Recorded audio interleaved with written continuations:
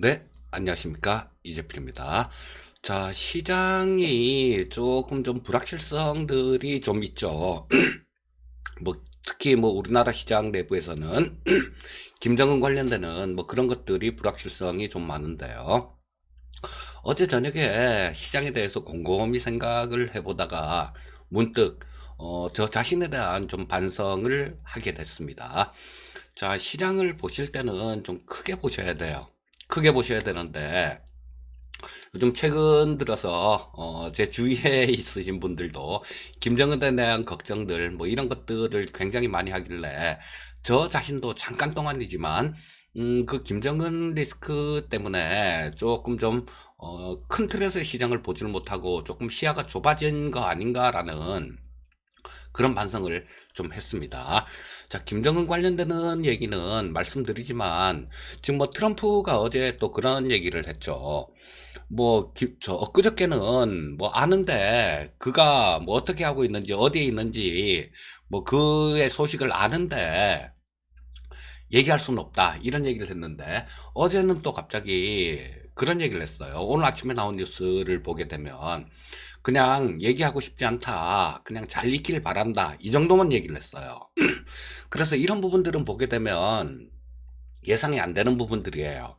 그런데 저 자신도 이런 부분들을 좀 예상을 하려고 뭐 애를 무의식적으로 애를 쓴 것 같아서 좀 반성하는 그런 시간을 가졌습니다. 그럼 여러분들 지금 어떻게 투자를 하셔야 될까요? 얼마 전에 제 유튜브에 댓글이 올라온 게 있습니다. 어떤 분이 제가 뭐 이노와이리스 같은 종목들 2017년도에 초에 9,000원부터 시작해갖고 뭐 거의 거품을 물었죠. 그래서 그때 그 방송, TV 방송에서 거품을 물었었는데, 그걸 보고 매수하신 분이 뭐 상당히 큰 수익을 냈다라고 제 유튜브 댓글에 고맙습니다라는 그런 글을 적어 주셨어요. 자, 근데 그렇게 지금은 그렇게 크게 볼 일이지, 시대가 급변하는 상황에서 뭐 김정은이가 뭐 괜찮다, 뭐 죽었다, 살았다, 이런 부분들은 굉장히 작은 부분들이에요. 자, 그래서 지금 오늘 같은 경우는 서두에 그런 말씀을 좀 드리고 싶습니다. 엄청나게 빨리 바뀌고 있는 세상이에요. 자, 우리 뭐 토마토 TV를 즐겨 보시고 제가 출연하는 프로, 이런 프로를 즐겨 보신 분들은 아시겠지만 이 4차 산업혁명 관련되는 부분들, 이런 부분에 대해서 좀 크게 보고 투자를 할 때지, 그런 작은 일에 신경을 쓰고 그럴 때는 아니다라는 생각이 듭니다. 그 일예로 우리 뭐 저 5월 1일부터는 중국도 디지털 위안화를 발행한다 그러죠. 이런 것도 굉장히 큰 일대 사건들이다라고도 볼 수 있어요. 자, 그렇다면 뭐 이 관련돼 갖고는 뭐 가장 쉬운 게 그 블록체인 관련되는 그런 부분들을 찾아보게 되면, 물론 뭐 블록체인 관련되는 기술을 가진 삼성 SDS나 뭐 이런 쪽에 투자를 할 수도 있겠지만, 또 그보다 좀더 빠르고 큰 수익을 노리시는 분들이라면 뭐 보안주 뭐 이런 쪽으로 좀 신경을 써본다라면 좀 좋지 않을까 싶은 생각이 들고요. 자, 요건 한 개 예에 불과합니다. 한 가지 예만 좀 들어 드린 거고요. 자, 작게 보지 마시고 시장을 조금 크게 그렇게 보시면 훨씬 더 지금 시장은 잘 보이는 그런 상황이 될 것 같다라는 생각이 듭니다. 그리고 항상 그래왔어요. 시장의 승자는 이런 것들, 뭐 북한이 어떻게 됐네, 뭐 조그만 것들, 이런 것들을 보는 그런 투자자들이 시장의 승자가 아니라, 항상 크게 보고 스케일 있게 투자를 하는 투자자들, 이런 투자자들이 시장에서 승자로 남아 있다라는 겁니다. 그리고 그건 과거에도 그랬고요. 앞으로도 그럴 거예요. 자, 뭐 얘기 나온 김에 4차 산업혁명 관련돼서 한마디만 더 말씀을 드리면요. 자, 여러분들 정말로 주식 투자로 인생을 바꾸고자 하시는 분들 같은 경우는 지금 이런 쪽을 들고 파고 공부를 해야 돼요. 그리고 지금 제 눈에는 상당히 많이 보입니다. 야, 이놈 사갖고 한 2, 3년 묻으면 정말 큰 돈 될 것 같은데 싶은 종목들이 상당히 많이 보여요. 그런 종목들을 발굴해서 그런 쪽으로 투자를 하신다라면 실패가 없을 겁니다. 그리고 또 뭐 코로나가 확산이 되네, 뭐 잠잠해졌네, 이런 부분들도 굉장히 작은 부분들이에요. 그리고 특히 뭐 북한 김정은 관련되는 내용들은 그거보다도 훨씬 더 작은 일들이죠. 자, 그래 저도 지금 제 주위에 있는 분들부터도 오늘부터도 그렇게 좀 말씀을 드릴 생각입니다. 좀 크게 보고 좀 크게 가자고 이렇게 말씀드릴 생각이에요. 자, 일단 뭐 저 글로벌 증시 저 뉴스들 나온 것들 그런 것들부터 좀 짚어 보도록 하겠습니다. 자, 그쪽에서 CNBC 쪽에서 뉴스들이 좀 나온 게 있었죠. CNBC 쪽에서는 뭐 저런 것들 뭐 미국 GDP가 2분기 GDP가 마이너스 24%를 기록할 것이고 실업률이 19% 정도가 전망된다라는 그런 뉴스를 좀 보도를 했고요. 그리고 코로나 대응을 위해서 추가로 미국 의회에서 2조 달러 규모, 그 다음에 저 연준에서 3조 달러 규모의 추가 지원이 예상된다 이런 얘기를 했고요.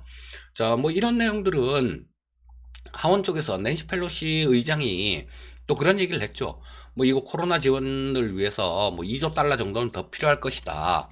자, 이런 얘기를 했습니다. 그래서 뭐 이런 것들은 그렇게 크게 좀 많이 멀지 않은 시간 내에 현실화가 되지 않을까 싶은 생각이 들고요. 자, 스티븐 무누신 미국 재무장관은 미국에서도 이 불법으로 대출받고 보조금 받고 이런 경우가 굉장히 많은가 봐요.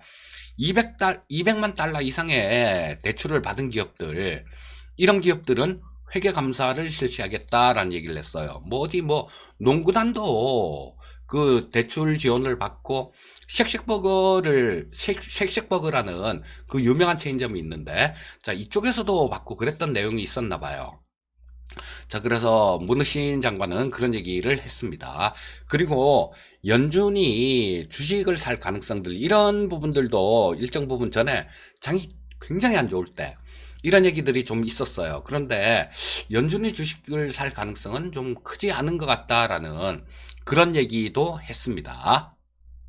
자, 그리고 미국 3대 자동차 회사들 뭐 이런 것들은 5월 달에 좀 공장을 재가동을 하는 거를 목표로 해갖고 뭐 노조하고도 마찬가지고요. 좀 협의 중이다 이런 얘기를 했습니다. 그리고 김정은 지금 신변 이상설이 있죠. 근데 자, 지금 여기서는 저 북한 경제대표단이 또 중국을 방문했다 그래요. 관련해서 뭐 식량 관련된 뭐 그런 부분들도 협의가 좀 있고 뭐 그렇다라고 얘기를 합니다. 자, 그래서 요런 것들이 좀 뭐 우리나라 물론 뭐 저기 일단 그거부터 김정은이 제대로 있는지 그거부터 확인이 돼야 되겠지만요. 근데 제가 왜 크지 않은 얘기다라고 말씀드리냐면요. 김정은이 같은 경우는 사망을 하더라도 일시적 변동성 요인이지 시장의 이 추세 자체를 뭐 꺾거나 뭐 이렇게 할 수 있는 그런 요인은 아니다라는 겁니다. 그러니까 자, 우리 뭐 구독자님들께서도 이런 부분에 대해서는 조금 크게 좀 보시면 좋을 것 같습니다. 그리고 뭐 아까 저 디지털 위안화 발행 관련되면서 말씀을 드렸었는데 그 외에도 변화가 굉장히 큰 것들이 많잖아요. 자, 우리나라가 지금 뭐 반도체 공장들 이런 것들이 좀 잘 돌아갔습니다. 코로나 와중에도. 이게 왜냐하면 반도체 공장들은 자동화가 거의 좀 돼 있죠. 그렇기 때문에 좀 잘 돌아갔으니까 이런 일이 있고 난 다음에는 자동화 공장 자동화 관련되는 그런 부분들도 상당히 좀 부각이 될 거예요. 그리고 투자도 많이 진행이 될 거고 이런 게 좀 크게 보는 그런 차원이죠. 자, 그래서 뭐 지금 예를 조금 들어 드렸는데요. 자, 이런 부분들 좀 주시해서 보시면 좋겠습니다. 자, 일단 뭐 저 글로벌 뉴스들 잠깐 좀 말씀을 드렸고요. 자, 시장 움직임, 글로벌 시장 움직임들 HTS를 같이 보면서 말씀드리도록 하겠습니다. 자, 어제 뭐 조금 좀 혼조권이었어요. 중국이 0.19% 정도 하락 마감했고요. 홍콩은 뭐 한 1.2% 정도 상승 마감했습니다. 그리고 뭐 우리나라 같은 경우는 코스피 코스닥 조금 반대했었죠. 코스피는 좀 플러스 나고 코스닥은 좀 마이너스가 났습니다. 뭐 대만 쪽도 0.46% 정도 상승 마감해서 그냥 좀 무난한 모습이었다. 이렇게 보시면 되겠습니다. 자, 미국 쪽 3대 지수를 한번 보도록 하겠습니다. 다우가 0.13% 정도 하락 마감했고요. S&P 500이 0.52% 정도 하락 마감. 나스닥이 가장 크게 좀 하락 마감했는데요. 약 1.4% 정도 하락 마감한 모습이었습니다. 자, 그리고 필라델피아 반도체 지수는 0.69% 정도 하락한 모습이었어요. 자, 다음은 나스닥 10분 봉을 좀 보면서 그런 부분들 좀 움직임 좀 말씀드리도록 하겠습니다. 자, 이게 좀 플러스권으로 갭으로 좀 떠서 시작했었어요. 자, 여기서 갭으로 좀 이렇게 떠서 시작했었는데 장 시작하고 난 다음에 이내 좀 이렇게 쭉 밀리는 모습이 나왔습니다. 마이너스권까지 좀 이렇게 많이 밀렸다가 요거는 처음에는 이 미국 3대 지수가 플러스권 출발한 거는 경제활동 재개에 대한 기대감이었었죠. 자, 요런 걸로 좀 갭으로 떠서 시작했다가 이 기술주들이 장중에 조금 부진한 모습이 나왔습니다. 자, 지금은 실적 발표 시즌에다가 여러 가지 이슈가 좀 많은 그런 시장이에요. 그래서 변동성이 나왔는데, 자, 어제 시장을 보면 글쎄요, 뭐 최근 시장하고는 조금 좀 다른 모습이다, 이렇게 볼 수도 있을 것 같아요. 왜냐하면 최근 시장이 갭으로 이렇게 떠서 좀 마이너스 1% 이상 나스닥 기준으로 이렇게 하락 마감한 적이 거의 없었어요. 뭐 일단 갭으로 빠져서 시작해서 쭉 더 밀린 적은 있는데 플러스권 출발해서 마이너스권으로 이렇게 밀려나서 회복을 못하고 마감되는 것들은 최근 들어서 못 보던 그런 시장 움직임이에요.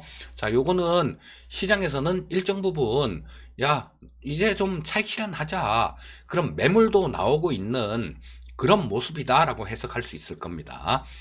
자, 쭉 뺐다가 옆으로 그냥 횡보를 하다가 막판에 또 조금 좀 이렇게 추가로 좀 하락시켜 놓고 마감하는 모습이었고요. 자, 일봉을 보면서 한번 말씀을 드리면, 자, 큰 의미, 지금 어제 그런 말씀을 좀 드렸었죠. 여기 전에 좀 빠졌다가 반등 나온 구간, 그런 구간 근처까지 지수가 반등을 했기 때문에 조금 뭐 저항을 받을 가능성도 있습니다라는 말씀을 드렸었는데요. 자, 꼭 그런 모습이 나왔죠. 그런 모습이 나왔습니다. 그래서 좀 안심하고 있을 그런 모습은 아니에요, 지금. 자, 그러면 뭐 우리나라 시장이 더 중요하겠죠. 국내 증시 수급 좀 짚어보도록 하겠습니다. 자, 우리나라 수급은 뭐 어제 같은 경우는 외국인들 한 1200억 정도 순 매도했고, 그 다음에 기관이 한 239억 정도 순 매수했고요. 개인이 856억 정도를 순 매수했습니다. 자, 연기금은 어제 사긴 샀는데 그렇게 큰 규모는 아니었어요. 뭐 오전장에는 조금 매도를 하고 있었습니다. 연기금은 오전장에 조금 매도했다가 오후장에 조금 좀 연기금이 매수를 하면서 코스피 시장 같은 경우는 조금 플러스로 돌아서는 그런 모습이었고요. 자, 코스닥 시장 같은 경우는 개인 투자자만 한 2천억 가까이 1964억을 순매수했고, 외국인들 1175억 순매도, 기관이 542억 정도를 순매도하는 모습이었습니다. 선물시장 수급 한번 짚어보도록 하겠습니다. 선물시장에서는 외국인들이 규모는 조금 줄었어요. 규모는 조금 줄었고, 자, 뭐 3일 연속 선물시장에서는 조금 순매수를 하긴 했습니다. 어제는 한 1228억 정도 외국인들은 순매수를 하는 모습이었고요. 자, 옵션 시장 수급은 별 특별한 건 없었는데 그래도 한번 짚어보도록 하겠습니다. 외국인들이 콜옵션에서 5억 정도를 매도했고요. 그 다음 금융투자가 콜옵션에선 한 6억 정도를 매수를 했습니다. 자, 그리고 풋옵션 쪽에서 외국인들은 9억 정도 순매도, 외국인들은 콜도 팔고 풋도 팔고, 콜은 한 5억 정도 팔고 풋은 9억 정도를 매도를 했어요. 자, 그 전에 조금 매수해 놓은 부분들이 있으니까 조금 청산한 그런 거다라고 보셔도 될 것 같습니다. 그래서 옵션 시장 수급은 뭐 어제뿐만 아니라 이 4월물이 워낙 컸기 때문에 지금은 5월물이 거래되고 있는데요. 5월물 같은 경우는 그렇게 큰 어떤 그런 투기적인 큰 그런 방향성 자체는 좀 보여주지 않고 있는 것 같아요. 자, 그 다음은 국내 증시 투자 전략을 좀 말씀드릴 텐데, 자, 코스피 시장 10분봉을 먼저 좀 보면서 흐름부터 보고 말씀드리도록 하겠습니다. 자, 우리나라 시장도 마찬가지였었죠. 처음에 아침에는 조금 좀 플러스 출발을 했었어요. 그리고 장 초반에 조금 잘 가는 듯한 그런 모습이 나왔습니다. 뭐 1940포인트도 돌파를 하면서 쭉 치고 올라가는 듯 했지만 이 차익 매물, 차익 매물에 조금 밀렸어요. 자, 이런 것들은 저도 어제 아침에도 말씀드렸지만 이제 오늘이 지나고 나면 우리나라는 또 휴장으로 들어갑니다. 내일 목요일, 금요일 휴장이고, 자, 그 다음에도, 다음 주에도 뭐 5월 1일 근로자의 날 지나고, 토요일, 일요일 지나고, 자, 그렇게 되면 5월 4일은 거래가 되죠. 5월 4일은 거래가 되는데, 5월 5일 날 또 휴장입니다. 그렇기 때문에 지금 연휴가 껴있고, 이 휴일이 많기 때문에 일정 부분 차익 실현 물량이 좀 나왔다라고 보시면 될 것 같아요. 자, 근데 뭐 요게 조금 연기금 쪽이나 뭐 요런 쪽에서 외국인 선물, 자, 규모가 크진 않았어요, 어제는. 그런 것들이 조금 유입이 되면서 오후장에는 좀 플러스권으로 좀 갖다 놓고 마감되는 모습이었고요. 자, 일봉을 한번 보도록 하겠습니다. 자, 62평선을 상향 돌파했어요, 어제. 62평선을 상향 돌파를 했는데, 제가 이 62평선 상향 돌파한 것들, 뭐 이거는 그렇게 큰 의미를 둘 수는 없습니다라는 말씀을 드렸는데요. 자, 어제 같은 경우도 상당히 장중에 진통이 좀 있었어요. 그리고 이 62평선 자체를 상향 돌파를 했지만, 자, 요런 것들이, 좀, 이 이평선의 방향 자체가 아래쪽으로 가고 있기 때문에 이런 것들은 주가를 좀 잡아 끄는 그런 역할을 할 때가 많습니다. 하지만 지금 여기서 보시면 22평선 자체가 강하게 이렇게 받쳐주고 있죠. 자, 위쪽으로 올라오고 있는 22평선 자체가 강하게 이렇게 받쳐주고 있기 때문에 자, 조정을 받는다고 하더라도 그렇게 뭐 큰 그런 조정은 아닐 것 같다라는 생각이 좀 들어요. 자, 그러니까 뭐 지금 시장에 대해서는 연휴 때 불확실성 때문에 뭐 오늘 같은 경우도 조금 매물 출회가 될 수도 있다라고 봐야 되겠죠. 그런데 여러분들 오늘 같은 날 잘 보셔야 됩니다. 오늘 같은 날 연휴 전에 이럴 때 시장을 잘 보면요. 연휴 이후에 시장이 좀 보일 때가 많아요. 자, 오늘 같은 경우는 이 뭐 좀 연휴다, 불확실성이 있다. 뭐 그래서 차익 실현하고 싶은 그런 물량들하고 밑에서 계속 받치던 그런 물량들하고 조금 충돌을 할 수 있는 그런 날이죠. 자, 그래서 오늘 이기는 방향으로 조금 더 연휴 이후에도 조금 움직일 가능성이 굉장히 높으니까요. 자, 지금으로 봐서는 뭐 장 초반에 뭐 조금 좀 치고받고 그런 내용들이 있겠죠. 치고받고 그런 내용이 있을 텐데 장 시작하고 난 다음에 수급 부분들 잘 좀 짚어보세요. 수급 부분들 잘 좀 짚어보시고 그 다음에 뭐 아까 서두에도 말씀드렸는데 북한 관련되는 그런 내용들 같은 경우는 그냥 변동성 요인 정도다라고 보시면 될 것 같아요. 저도 어제 곰곰이 생각하다가 나조차도 지금 이런 그런 뉴스들에 좀 잠깐 동안이지만 휘둘렸구나라는 그런 생각을 합니다.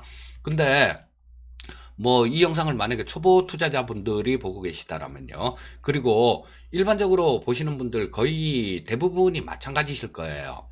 많이 좀 휘둘리고 계실 겁니다, 지금. 중심을 잡으셔야 돼요. 저도, 잠깐 깜짝 놀랐어요. 야, 내가 휘둘리고 있구나라는 그런 생각이 탁 들면서, 정신 차리자라는 생각을 했는데요.